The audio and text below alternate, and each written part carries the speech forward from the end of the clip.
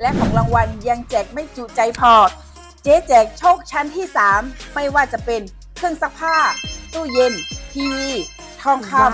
ำสวัสดีค่ะเจ๊จอย CCM Car Center ค่ะปีใหม่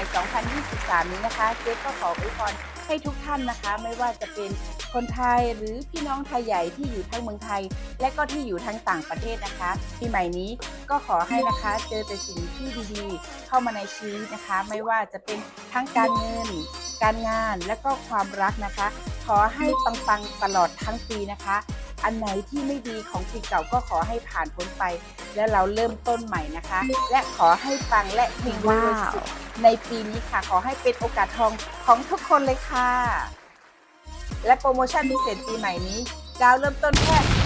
50,000 บาทค่ะไม่ว่าจะเป็น Vigo Smart Tab หรือ Vigo Champ นะคะและโปรโมชั่นนี้ยังไม่พอ Levo ตัวสูงดาวเริ่มต้นเพียงแค่ 90,000 บาทเท่านั้นค่ะโชคชั้นที่1ลดเงินดาวยังไม่พอโชคชั้นที่2เพียงแค่ออกรถกับเจ๊รับไปเลยไม่ว่าจะเป็นข้าวสารพัดลมหม้อหุงข้าวแป๊บเครื่องดื่มเย็นๆผ้าห่มเป็นต้นค่ะรีบหน่อยนะคะของมีจำนวนจำกัดค่ะและของรางวัลยังแจกไม่จุใจพอ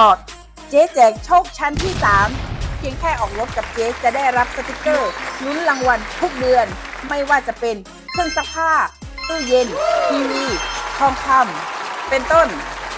แล้วเรามาลุ้นของรางวัลกันนะคะเจ๊ใจจัดให้ค่ะ